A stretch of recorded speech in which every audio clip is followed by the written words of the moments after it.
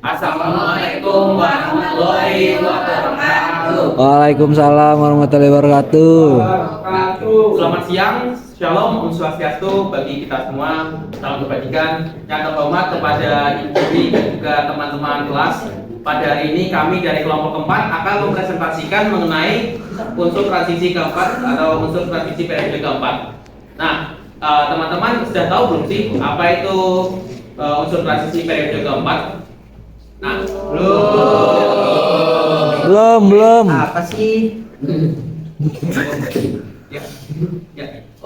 Berikut adalah apa yang kita akan bahas pada presentasi pada hari ini. Kita akan membahas mengenai sifatnya, kegunaannya apa, habis itu ciri-cirinya apa, dan juga aspek-aspek lainnya seperti sukulit dan lain-lain.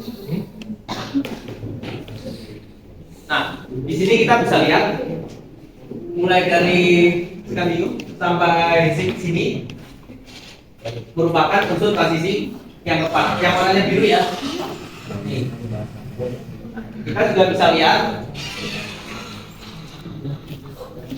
berikut yang sudah diperjelas. Nah, jadi ada apa aja? Skandium, titanium, vanadium, kromium, mangan, besi, kobalt, nikel, tembaga, zinc atau seng.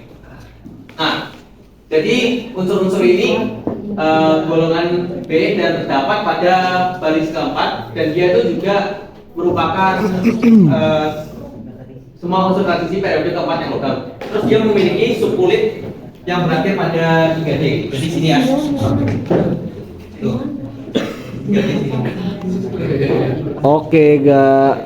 Oke. Oh, di sininya nih. Setelah ini. Nah, jadi untuk menghafalnya Setelah ini. biar lebih gampang, kita ada nih pakai teknik jembatan keledai. Nih. Namanya bukan dikit lagi ya, tapi the goat. Good. Jadi the goatnya apa? Suci, Idik, Vera, Kari, Mangga, Ferry, Coba, Minum, Cucu, Zainuddin. Jadi di sini SD, Skandium, TI, Titanium, P, Vera, maaf, Vanadium, ada Cari, CR untuk kromium, ada Mangga, MN untuk mangan, ada Fe untuk Ferry dan Fe nya bukan buat Fe ya. Untuk besi ada Coba, CO, Kobalt, Ni dalam kata nikung, Ni nya adalah nikel, Cucu, CU nya untuk tembaga, Zainuddin, Zn untuk zinc atau seng. Jadi coba deh teman-teman bisa nggak ngikutin saya? Oke. Coba. Ayo coba yuk. Coba Suci, Suci, Tite, Vera, Kari, Mangga, Ferry, kau coba, Nikung, Cucu, Zainuddin. Berapa belum? Udah.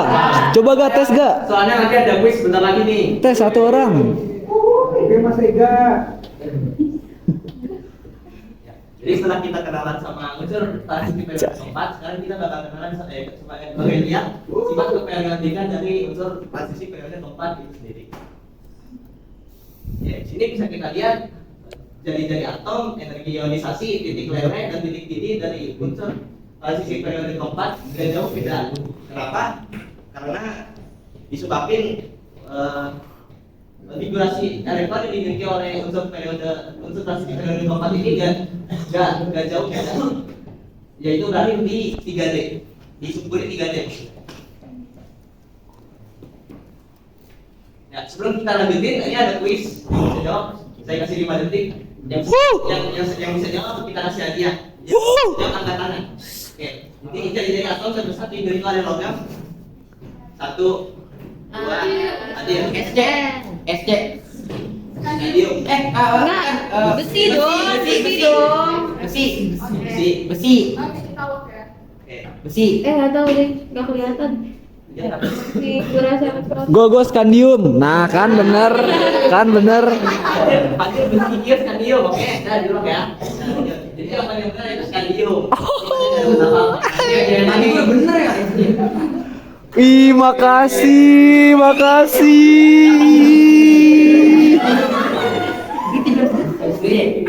Oke, jadi kenapa skandium? Karena di skandium jadi hanya terdapat elektron. Sehingga tarikan inti atau EP terhadap elektron cukup lemah. Dan dari yang besar ini juga menyebabkan energi ionisasinya menjadi yang rendah, bahkan lebih rendah dari semua yang ada di sini.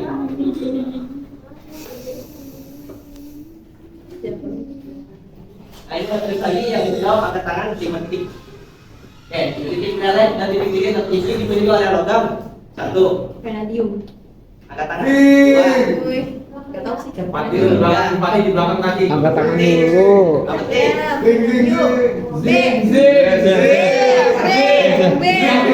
Vanadium. Kita lanjut. Dari apa?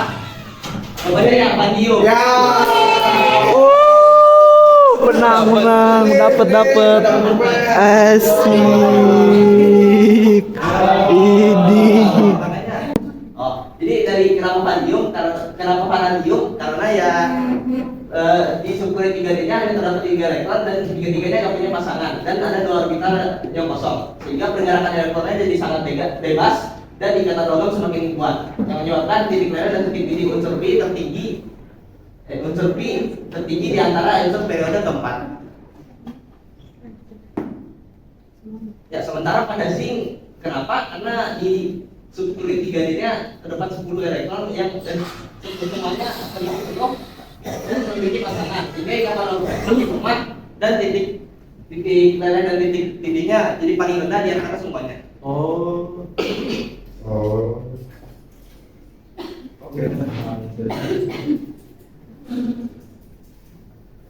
Nah, setelah kita tahu sifat keperiodikannya, sekarang adalah sifat khas dari unsur golongan transisi 4.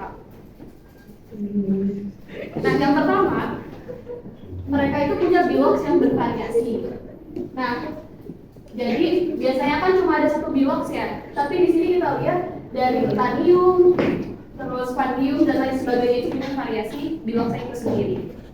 Kecuali cuma skandium sama zinc.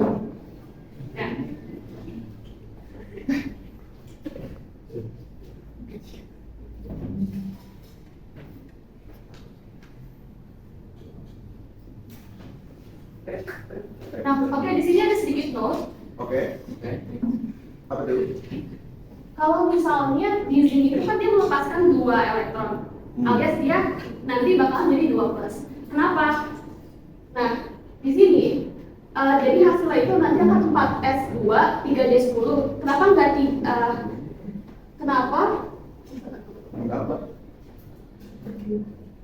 Di sini kan nanti hasilnya zinc 2+ itu akan jadi sisanya 3d10. Kenapa 4s-nya habis? Kenapa tidak jadi 3d8 aja minus 2-nya? Karena di sini sifat dari sulfur 3D itu dia sulit untuk bisa melepas elektron. Jadi untuk golongan ini yang diutamakan untuk dilepas itu berada pada golongan 4s. Nah, sekarang ada kuis nih. Fe konfigurasinya seperti ini. Nah, kalau Fe2+, dia konfigurasinya jadi apa? Tadi kita harus ingat ya, kalau 3D itu kemungkinan atau sifatnya itu dia tidak bisa melepas elektron karena sulit. Berarti yang mana? Ya, jadi diutamain sulfur sekitarnya kalau 4s mesti. Boleh? Yang C. Yang B. Yang C. Yang C. Berarti GG C. Aku C. Aku B. Aku Ega. Aku B. Jadi jawabannya yang C.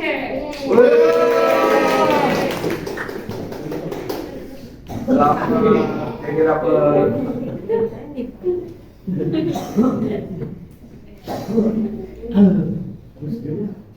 Ya, tadi kan masih ada 4s2-nya ya. Nah, yang betul itu mereka pas di transform jadi Fe2+ harusnya hilang. Jadi sisanya 3p 3D6. Karena kalau 3D dia nggak bisa melepas elektron. Jadi jawabannya betul.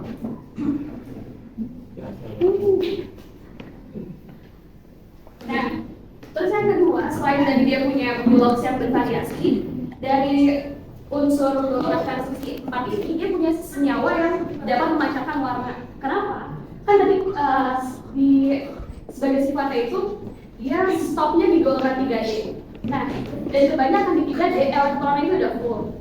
Tidak full, sedikit yang full dari full atas elektron. Nah, karena masih ada space kosong ini jadi sebuah space untuk dari cahaya memasukkan sehingga dapat menghasilkan warna. Oleh karena itu disebut mengapa unsur dari transisi 4 ini banyak yang mempunyai warna.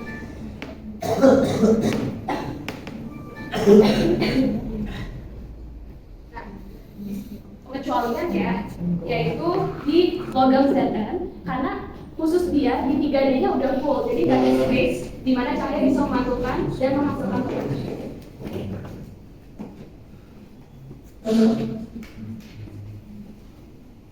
Nah, sifat khas yang berikutnya itu sifat kemagnetan. Ini terbagi menjadi dua kelompok, yaitu logam yang dapat ditarik magnetik dan logam yang tidak dapat ditarik magnet. Kita akan coba bahas mulai dari kelompok yang pertama, yaitu logam yang dapat ditarik magnetik. Unsur pada kelompok ini dapat ditarik magnet karena terdapat elektron yang tidak berpasangan pada subkulit 3D. Ini terbagi lagi menjadi dua, yaitu ada paramagnetik atau unsur yang secara lemah ditarik oleh magnet. Contoh unsur yang terdapat pada kelompok ini ada Sc atau scandium, Ti atau titanium, Fe atau vanadium, Cr atau polonium, dan Mn atau mangan. Dan juga ada ferromagnetik, yaitu unsur yang secara kuat ditarik oleh magnet dan dapat dibuat menjadi magnet secara permanen. Contoh yang terdapat unsur yang terdapat pada kelompok ini ada Fe atau besi, Ca atau kobalt, dan Ni atau nikel. Lalu untuk kelompok yang berikutnya yaitu logam yang tidak dapat ditarik magnet atau yang bisa disebut dengan diamagnetik. Unsur-unsur pada kelompok ini tidak dapat ditarik oleh medan magnet dikarenakan orbitalnya sudah diisi penuh. Contoh unsur yang terdapat pada kelompok ini ada Cu yaitu baga dan Zn atau Fe. Lalu sifat khas yang terakhir adalah membentuk ion dan senyawa kompleks. Hal ini terjadi ketika unsur transisi membentuk ion dengan melepaskan elektron pada subkulit 4s sehingga di orbital keempat yaitu pada 4s, 4p dan juga 4b masih kosong. Nah, orbital kosong ini kemudian akan terisi elektron oleh spesies lain untuk membentuk ion dan senyawa kompleks.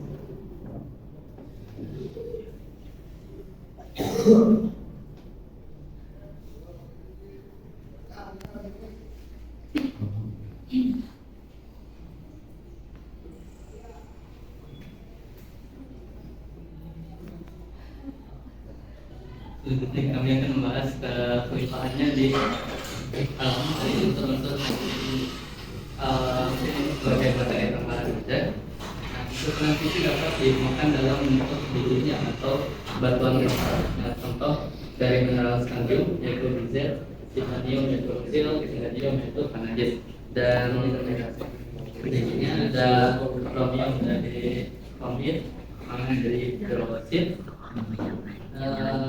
besi dari hematit, dari basaltit, nikel dari tembaga dari fosil, dan zinc dari sperlerik.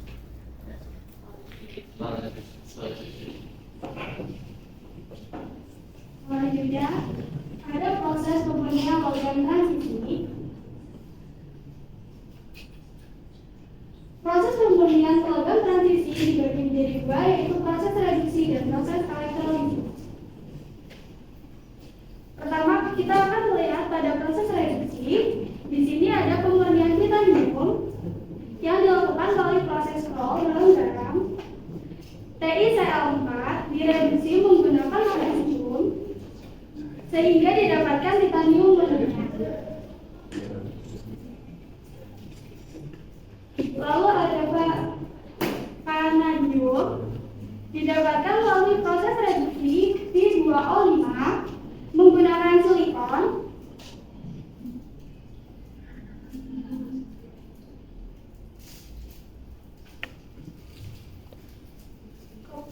ketiga, ada trombom didapatkan melalui proses Goldschmidt, di mana itu direduksi menggunakan aluminium sehingga didapatkan logam kromium.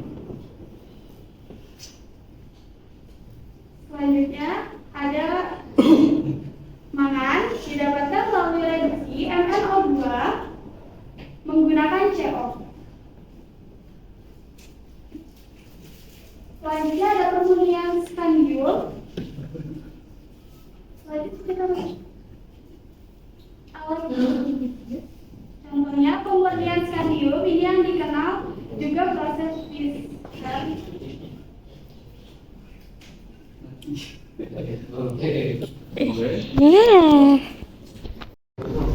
Nah, kan kita tahu tadi ada dua cara atau metode untuk pemurnian unsur.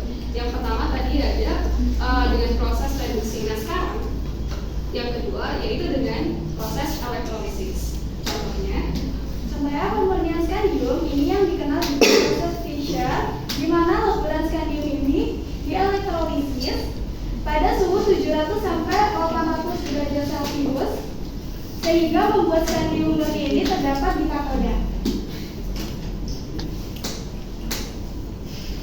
Dan berikut ini adalah proses pembuatan unsur transisi pada logam unsur transisi periode keempat secara lengkapnya.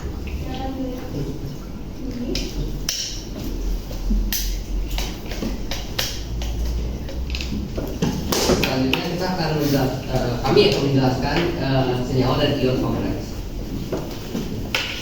Yang pertama kami akan menjelaskan tentang senyawa kompleks. Senyawa kompleks adalah senyawa yang terbentuk oleh ikatan kovalen antara ion logam dan ligan. Ya, seperti yang dilihat di sini, biasanya ditulis dengan kurung sikli. Kemudian ini adalah disosiasi senyawa kompleks menjadi kompleks, di mana ya, kita bisa lihat Cl2 dan senyawa kompleks yang ini terdisosiasi menjadi 2Cl2 min dengan ion kompleks positif 2+ di sini. Karena Cl min itu memiliki muatan -1 sehingga dan ion kompleks ini memiliki, dan di sini ada 2 sehingga harus dikali 2, makanya jadi 2Cl min. Kemudian kita juga perlu menambahkan 2+ di sini karena merupakan untuk menetralkan senyawa tersebut. Oke, sekarang ini tadi sudah saya jelaskan tentang muatan 2+, dan di sini min 2 yang menghasilkan senyawa netral di sini.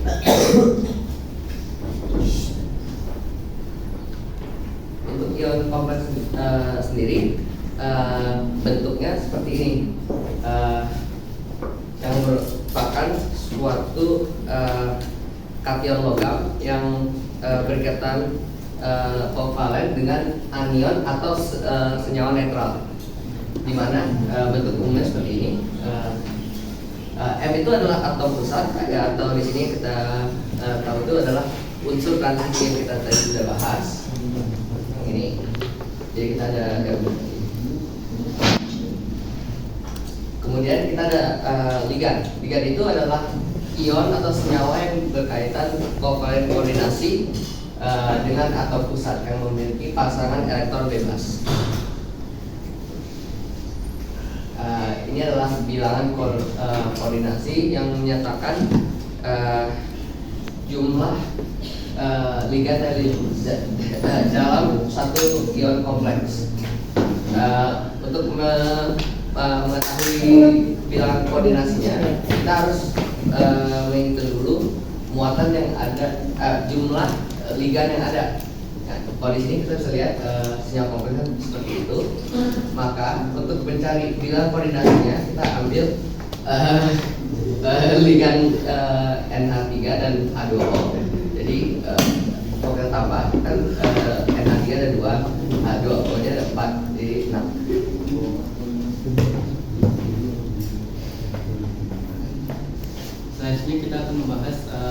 menyusun atau membuat bagaimana tata nama ion atau senyawa kompleksnya. Di sini kita akan mulai dari ion kompleks.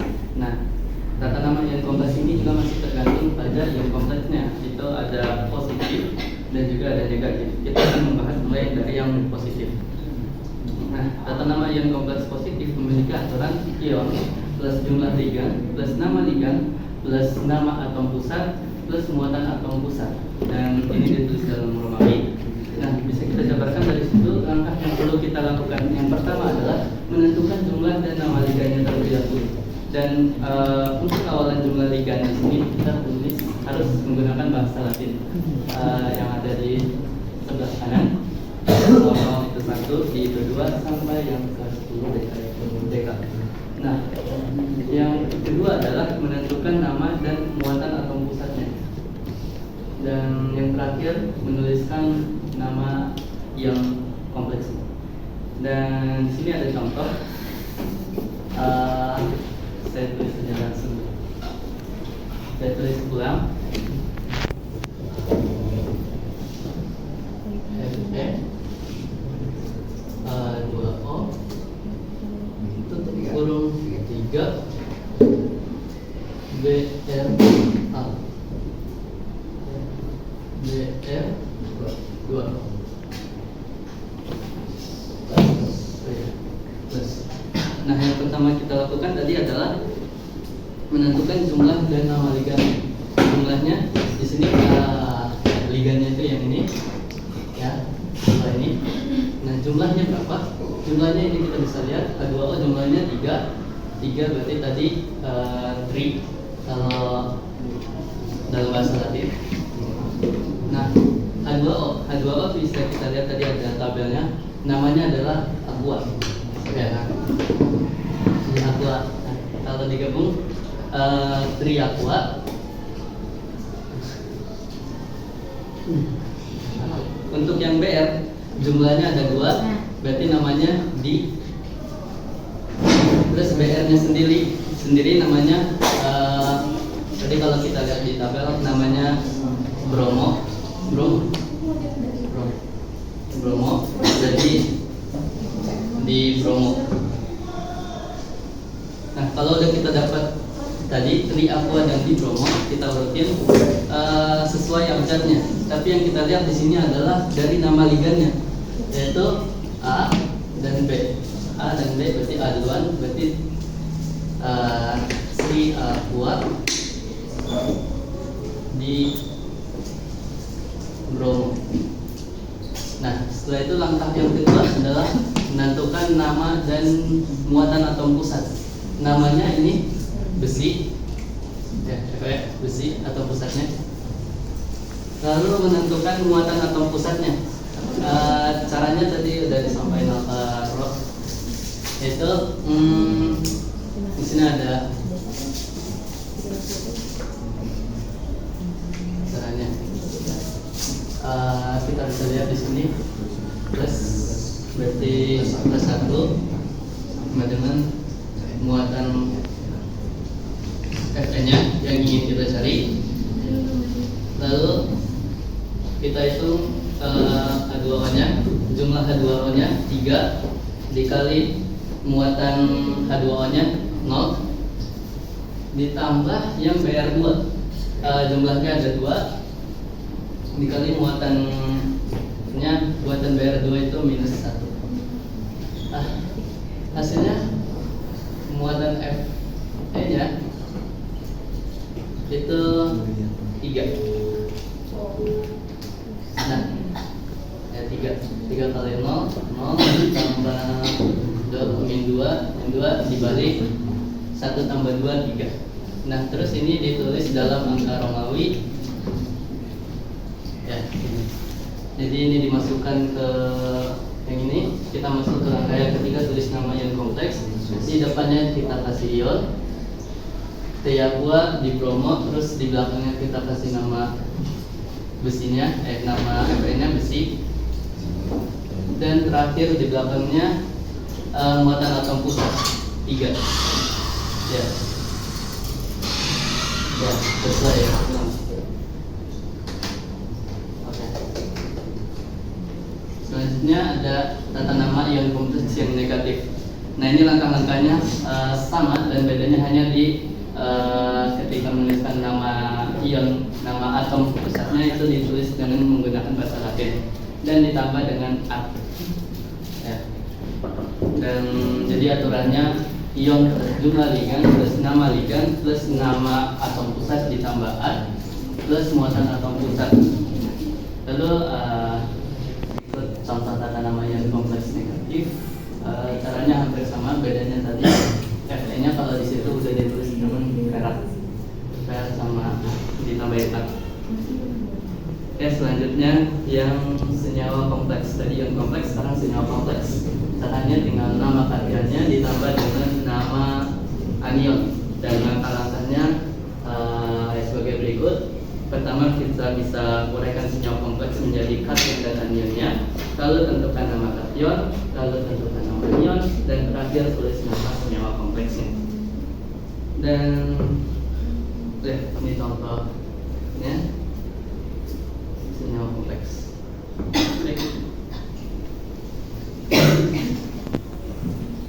Ya teman-teman, sekian presentasi dari kami. Tapi sebelum saya mengakhiri presentasi pada hari ini, saya ingin menyimpulkan beberapa hal yang kita telah pelajari tentang hari ini. Kita sudah belajar cara menulis tata nama di sini, seperti contohnya ini seperti dilakukan oleh Ahmad. Kita juga telah belajar cara menghafalkan unsur transisi keempat menggunakan quote ini. Terus kita juga telah belajar banyak hal mengenai sukulit, mengenai pemurnian, yang kita juga dijelaskan oleh teman-teman kita mengenai elektrolisis. Semoga ilmu yang kami beri pada hari ini dapat bermanfaat dan dapat berguna. Sekian, terima kasih. Sekian presentasi dari kelompok kami. Terima kasih.